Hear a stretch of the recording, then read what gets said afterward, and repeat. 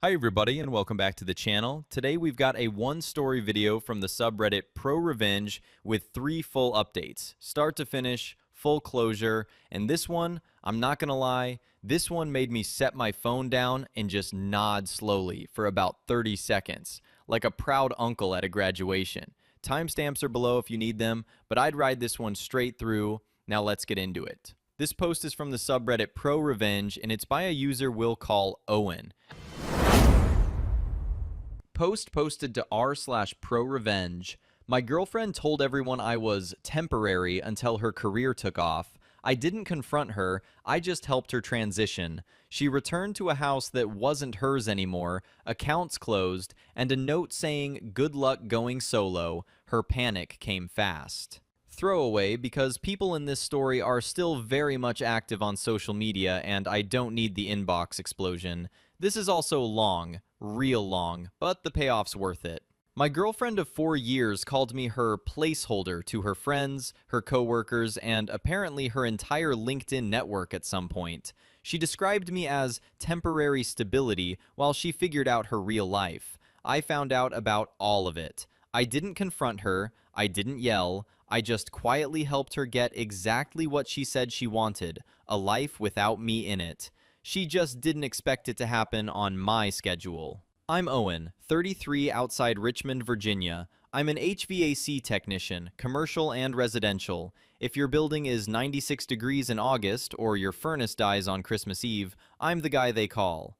I've been doing this since I was 20. Started as an apprentice, got my journeyman license at 23, master cert at 27. It's good work. Physical, problem solving, every system is different and every building has its own personality, which sounds weird, but if you've ever traced ductwork through a 70-year-old building, you know exactly what I mean. I make good money, not flashy money, the kind where you can pay your bills, save, and not panic when something breaks. I've always been careful with finances, got a budget tracker I've kept since I was 21. My buddy Dominic thinks that's obsessive. I think being broke is worse. Dominic matters in this story. Remember his name. We grew up on the same street, 3 houses apart. He's a plumber now, runs his own outfit, 3 trucks, a couple guys working for him. Started from nothing, same as me. Solid dude. The kind of friend who shows up with a truck when you need to move and doesn't ask why. We eat lunch together probably twice a week at this sandwich place halfway between our job sites. He gets the same thing every time. Italian sub, extra peppers, bag of chips. We're both creatures of habit. That's probably why we get along. He also records everything. Every invoice, every text, every conversation that might matter later. Got that habit from a lawsuit a client tried to pull on him 3 years ago. Homeowner claimed Dominic's crew damaged a floor they never even touched. He won because he had documentation going back 18 months. Photos, time-stamped messages, signed walkthrough sheets. Since then, his whole philosophy is, if it's not written down, it didn't happen. And he got me doing the same thing, which turned out to be the single most important habit of my entire life. I eat the same lunch every day at work. Turkey on wheat, bag of pretzels, an apple, water bottle. My coworker Paul calls it the saddest meal in Virginia. Paul eats gas station hot dogs and energy drinks for lunch, so I don't really take nutritional advice from him. But it works. Don't have to think about it. Jess. Met her at a friend's cookout about 4.5 years ago. She was finishing a business degree part-time while working at an insurance agency. Smart, ambitious, had this energy about her like she was always thinking 3 steps ahead. I liked that. She seemed like someone who had her stuff together and knew where she was going. We started dating and things moved fast. She was easy to be around at first. Laughed at my dumb jokes, seemed to actually respect what I did. She'd say stuff like, I love that you work with your hands, and it's nice being with someone who's not trying to be something they're not. I took those at face value. Shouldn't have. About a year in, she moved into my house. My house.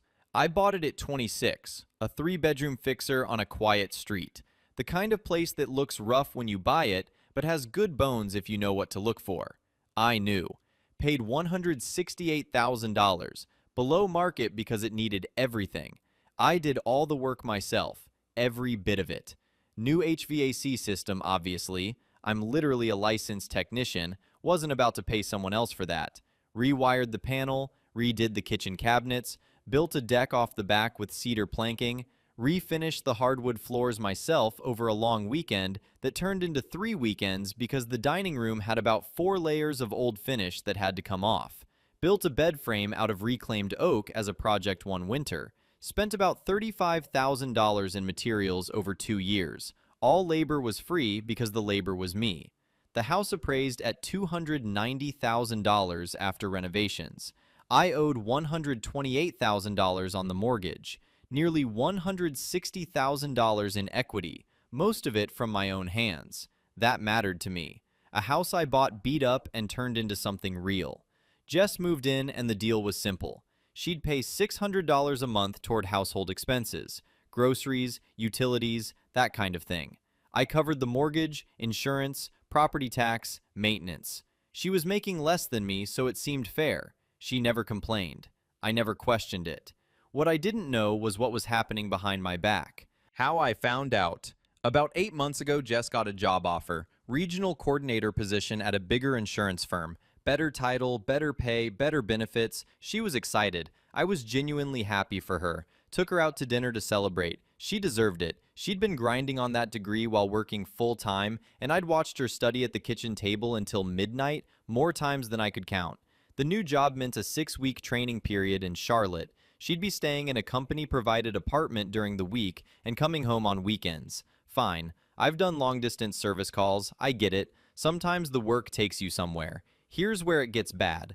About 3 weeks into her training, Jess left her laptop open on the kitchen counter when she came home for the weekend. She was in the shower. I wasn't snooping. I was looking for the recipe she'd saved for the chili we were making that night. Opened the browser, and her email was right there. I should have closed it. I know that. But there was a thread with the subject line, "Drinks tonight?" from a name I didn't recognize, some guy named Corey, and something about it just made me stop. I read it. Then I read more. Then I couldn't stop reading. The emails with Corey were friendly, flirty, nothing physical that I could see, but the tone was way past professional. "Can't wait to see you tonight" type stuff. "You're the best part of this whole training thing." He was calling her future CEO, and she was eating it up. But the emails weren't the problem. The group chat was. Jess had a group chat with 4 of her friends. I found it in her messages app. And in that chat, going back months, way before Charlotte, she talked about me. Not like a girlfriend talks about her boyfriend, like a project manager talks about a temporary vendor. Owen's fine for now, but let's be honest, he's not endgame material. Once I get this coordinator role, I can start actually building my real life. Owen's just the stability phase. He's a nice guy, but I'm not going to be an HVAC wife forever, lol. I need someone who matches where I'm going. He literally fixes air conditioners for a living. It's fine for now, but come on. And the one that just, I still feel it in my chest when I think about it. Owen is my placeholder. Comfortable, reliable, pays for everything, but temporary. Always was. Placeholder. She called me her placeholder. 4 years, living in my house, eating food I paid for, sleeping in a bed I built the frame for. I literally built the bed frame out of reclaimed oak as a project one winter, and I was her placeholder. I sat on the kitchen floor for maybe 20 minutes reading through that chat. Every message worse than the last. Her friends responding with laugh emojis and "girl, you deserve better" and "just write it out until you're set." Nobody pushed back. Nobody said, "Hey, maybe this guy who's supporting you while you get your degree deserves better than being called temporary." Not one of them. There was also a thread about the house. Jess had asked her friend Kayla, casually, like she was asking about a restaurant, whether she'd have any claim to the house if things ended. Kayla said probably not since her name wasn't on anything. Jess responded, "Ugh, 4 years and nothing to show for it. I should have pushed harder to get on the deed." She wanted my house that I bought and renovated with my own hands before I ever met her. She was trying to figure out how to take a piece of it on her way out the door. I closed the laptop. She came out of the shower, I made the chili, we ate dinner and watched a movie, and she fell asleep on my shoulder. And the whole time, I was running numbers in my head. What she owed, what was mine, what I needed to protect. Diesel engines don't lie to you. Neither do HVAC systems. Something's broken, you diagnose it, you fix it. This couldn't be fixed, but it could be handled. Called Dominic the next morning, told him everything. He listened for a long time. Then, how much of your stuff is tangled up with hers? That's Dominic, straight to the math. Edit. People saying I should have confronted her right there? Nah. What would that accomplish? She'd cry, apologize, promise to change, and then keep doing exactly what she was doing, but more carefully. Silence was the play, trust me. Edit 2. Yeah, I know I shouldn't have read her messages. I was looking for a chili recipe. Life comes at you fast sometimes. Owen is my placeholder. Comfortable, reliable, pays for everything, but temporary. She typed that.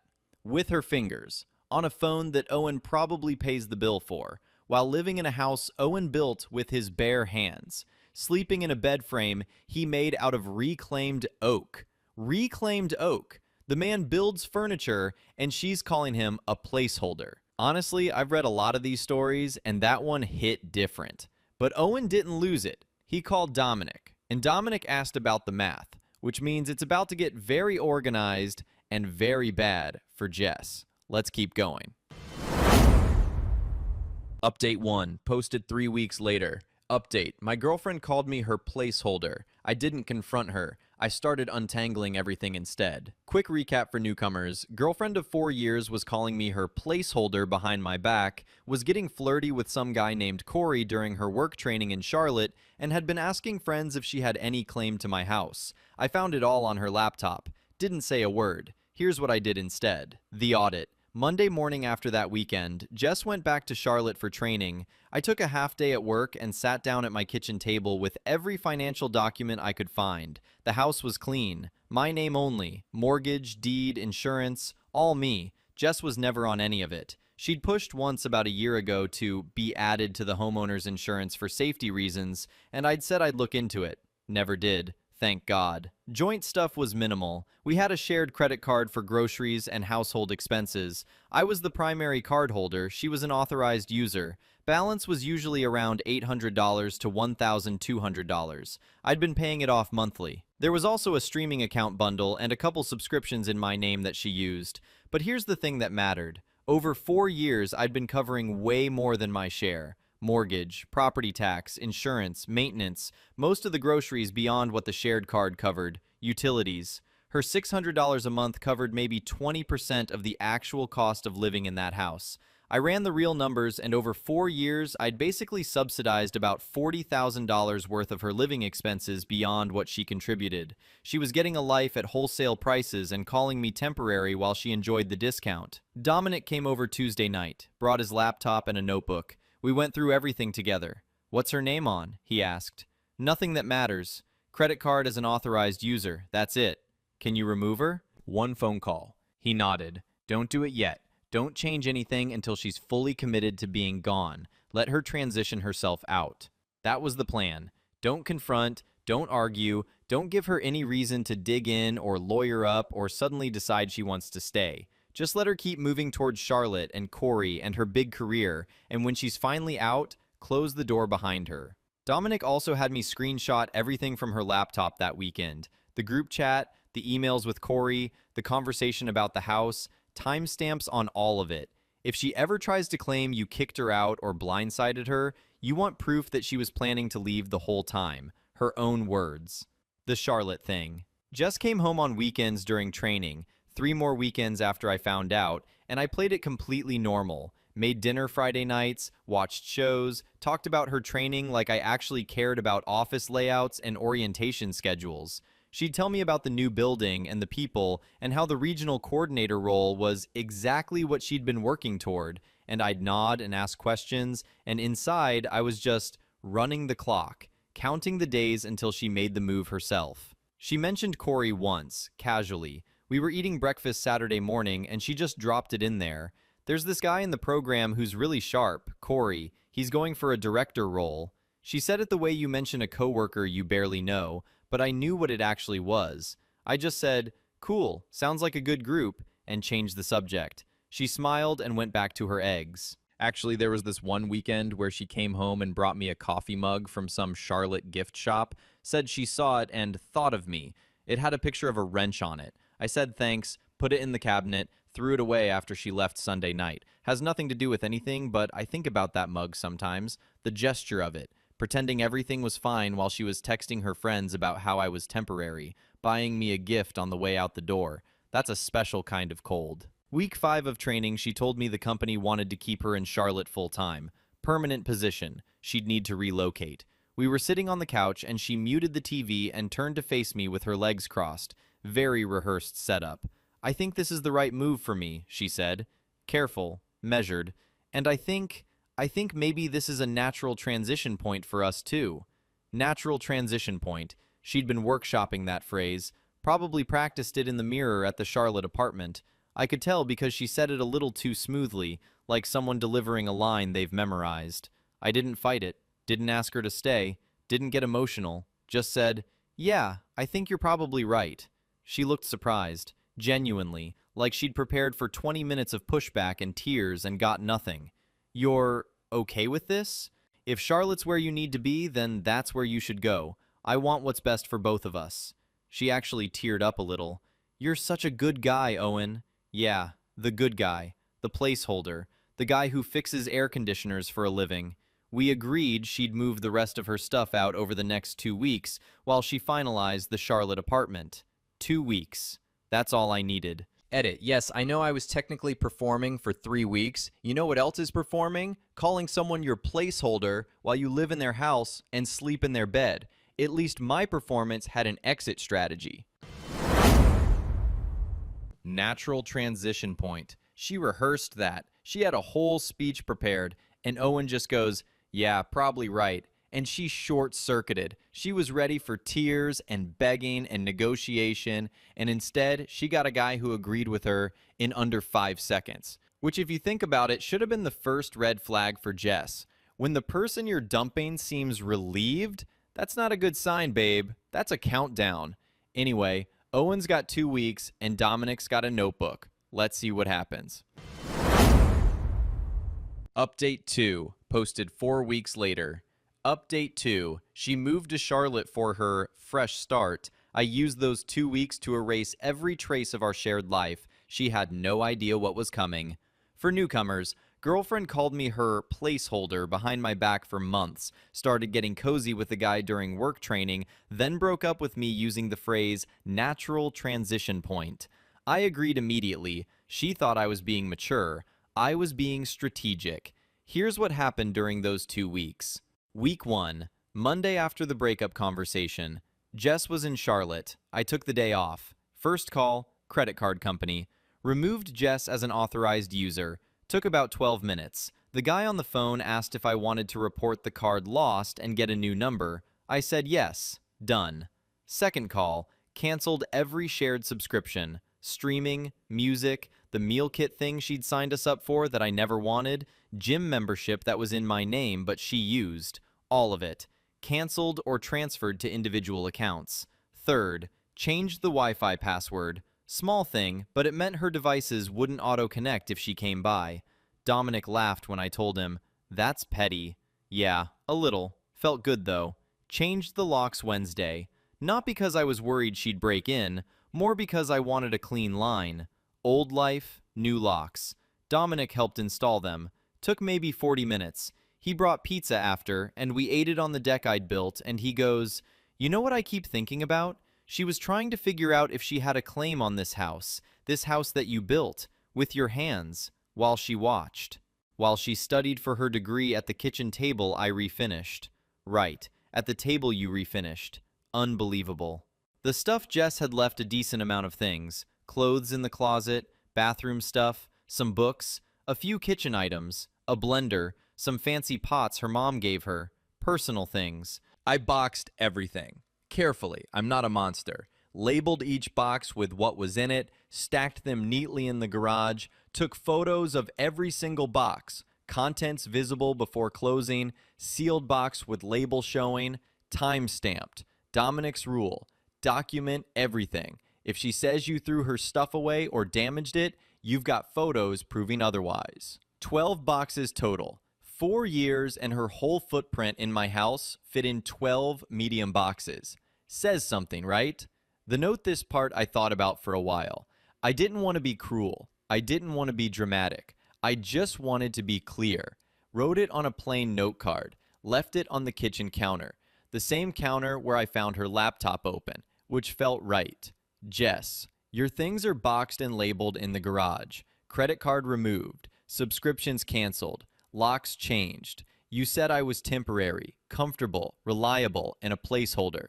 You said you weren't going to be an HVAC wife forever. Fair enough. Consider the transition complete. Good luck going solo. Owen. That was it. No anger, no insults, just facts, and her own words handed back to her. The accounts. This part was important. I went through our bank records and pulled every payment I'd made toward things that were jointly used, but solely in my name. The shared credit card. I'd been paying it off every month, usually $800 to $1,200. Over 4 years, that was roughly $48,000 in charges that I'd paid down, and she'd contributed maybe $15,000 of that through her monthly payment. I wasn't planning to go after the money. That wasn't the point. The point was having the records in case she tried to claim I owed her something. Dominic's philosophy: you don't bring a knife to a fight, you bring paperwork. I also documented the house value, got a quick appraisal from a buddy in real estate, $294,000 current value. Mortgage balance, $119,000. That's $175,000 in equity. All mine, all from my work. Jess never contributed a single dollar to the mortgage or the renovations. Her name was on nothing, and her claim was on nothing. By the end of week 2, every financial thread connecting us was cut. Cleanly, professionally, with documentation. Dominic looked at the folder when I was done and nodded. That's tight. She's got nothing to grab onto. Jess comes back. She showed up on Saturday to get her stuff, pulled into the driveway in a rental car. I was inside, but I watched from the kitchen window. Dominic had told me not to be there when she arrived, but I wanted to see it. Not in a revenge way, more like I needed to watch the door close, if that makes sense. She tried her key first. It didn't work. She tried it again, slower, like maybe she'd put it in wrong. Then she pulled it out and just stood there looking at the door for a few seconds. I could see her face, and there was this moment, confusion turning into something else. Realization, maybe. She called me. I answered. Owen, my key doesn't work. I changed the locks. What? Why? Your stuff is in the garage. Code is 4720. Everything's boxed and labeled. Silence. Then, can I come inside? I just want to talk for a minute. There's nothing of yours inside, Jess. Everything's in the garage. I watched her walk to the garage, punch in the code. The door went up and she saw the boxes. 12 of them stacked neatly, every one labeled. She stood there for a second, just looking at them. 4 years in 12 boxes. She found the note while she was loading. I know because my phone lit up about 10 minutes later. 7 missed calls in a row. Then the texts started. Are you serious right now? You read my messages? That's a violation of my privacy, Owen. Those were private conversations. You had no right. I was venting to my friends. That's what people do. It didn't mean anything. You're blowing this way out of proportion. And then about an hour later, after it sank in, wait, you canceled the credit card? How am I supposed to pay for stuff? With your own money, Jess, the way placeholders have been doing it for you for 4 years. I didn't respond to any of it. Screenshotted everything, sent it to Dominic. He read it all and just goes, the privacy argument, classic. She violated your trust for 4 years, and you're the bad guy for finding out? Edit. A lot of people asking about Corey. More on him in the final update. It's pretty good. Edit 2. For everybody saying the note was cold, yeah, it was. But you know what's colder? Calling someone your placeholder for 4 years while they build you a life. The note was honest. That's more than she ever gave me.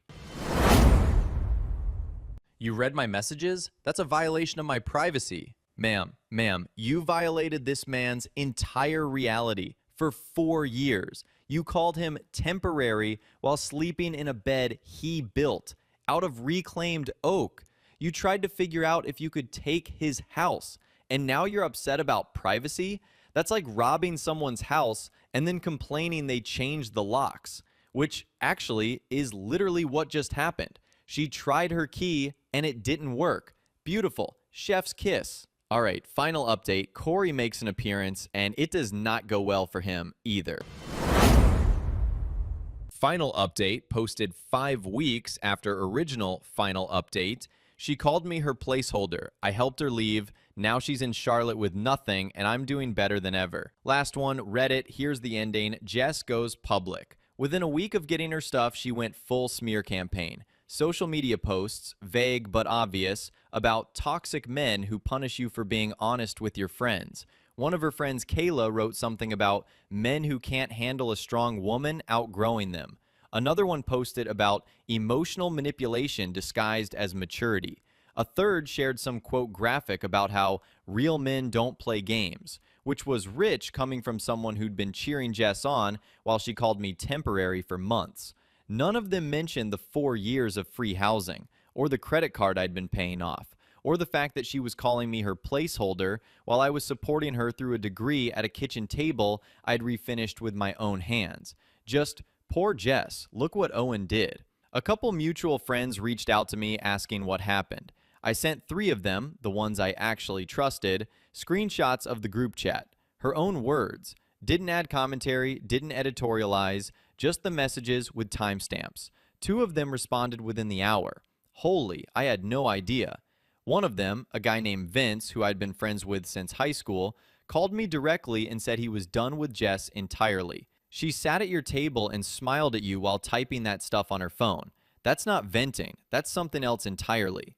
The third person I sent it to never responded. Probably showed it to Jess. I genuinely don't care at this point. Corey. This part's funny. Or sad. Depends how you look at it. Jess moved to Charlotte full-time. Got her apartment. Started the permanent position. And she and Corey started dating, if you can call it that. It lasted about 6 weeks. Found out through a mutual friend who still followed Jess on social media. Apparently Corey was, how do I put this, a lot less impressive when you're not in a training bubble together. The director role he was going for didn't get it. Got passed over and threw a fit about it at work that apparently became office gossip for a solid 2 weeks. He was also, according to what filtered back to me, the kind of guy who talked about money constantly but never seemed to have any. Drove a leased car he couldn't really afford, rented a place that ate most of his paycheck. Big plans, big ideas, big talk, no follow-through. Sound familiar? Jess traded the guy who fixed things with his hands for the guy who talked about fixing things with his mouth. The end-game material she was looking for turned out to be a dude who couldn't close a promotion and couldn't commit to a relationship in the same month. Last I heard, Corey moved on to somebody else at the company, and Jess found out through a coworker at lunch. She posted something cryptic online about people who waste your time, which, and I cannot stress this enough, was the most ironic thing I'd ever seen on the internet. Jess, complaining about someone wasting her time, after spending 4 years wasting mine, while I was probably at home fixing my garbage disposal or something. The phone call. About 3 weeks after the Corey thing fell apart, Jess called me. First direct contact since the garage day. I almost didn't pick up, but I figured, might as well. One last conversation. Close the loop. Owen, I think I made a huge mistake. Okay? I was stressed and scared about the career stuff, and I said things I didn't mean. You were the best thing in my life, and I didn't see it until it was gone. You called me your placeholder, Jess, multiple times, over months, to multiple people. You told your friends I was the stability phase. You said you weren't going to be an HVAC wife forever. That's not stress talking. That's what you actually thought. I was insecure. I was comparing myself to my friends who were with guys in business and finance, and I felt embarrassed that my boyfriend fixed air conditioners. Silence. A long one. I didn't mean it like that. Yeah, you did, and honestly, that's fine. People are allowed to want what they want, but you don't get to come back from it. I'm not a rest stop, Jess. I'm not the guy you circle back to when the upgrade doesn't work out. She started crying. Said she'd been struggling in Charlotte. The job was harder than she expected. The apartment was expensive. She didn't know anyone outside of work. The city felt different when you weren't in a training group with built-in social stuff. She missed the house. She missed the routine. She missed the house. Not me, the house. My house. The one she was trying to figure out how to claim a piece of while calling me temporary. The one I built with my own hands while she studied for a degree at the kitchen table I refinished. I told her I wished her well and that I meant it, but that we were done. She asked if we could stay friends. I said no. Not out of anger. There just wasn't any point. You can't be friends with someone who saw you as furniture, comfortable, functional, replaceable. Hung up. Sat on my deck for a while. It was early evening, and you could hear the neighbors' kids playing down the street, and a lawnmower somewhere, and a dog barking about 3 houses over. Just a normal, quiet evening. The kind of evening I used to share with someone who didn't think it was enough. Where I'm at house is mine. Clean, quiet. I rearranged the living room and built new floating shelves for the wall where her photos used to hang. Spent a Saturday refinishing the guest room door that had been bugging me for months. Small stuff that adds up. Got a raise at work 3 weeks ago. Lead tech. Boss said I'd been the most consistent guy on the crew, and he wanted someone reliable running the bigger commercial jobs.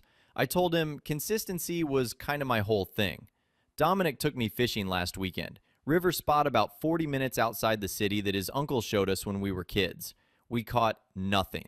Sat there for 3 hours throwing lines into brown water and pulling back empty hooks. And honestly, it was one of the best afternoons I've had in months. There's something about sitting next to somebody who doesn't need you to talk. Just being there, watching the water move. At some point he looked over and goes, "You know what the best part of all this is? You didn't have to do anything mean. You just stopped being convenient." He's right. I didn't slash tires, didn't go on social media, didn't send her messages to her employer or her family. I just stopped providing the life she was taking for granted and let the absent speak for itself. Turns out when you remove the placeholder, the whole structure falls down. Who knew? And there's someone. Her name's Ray. She's an electrician. Commercial and residential. Same as me, but different trade.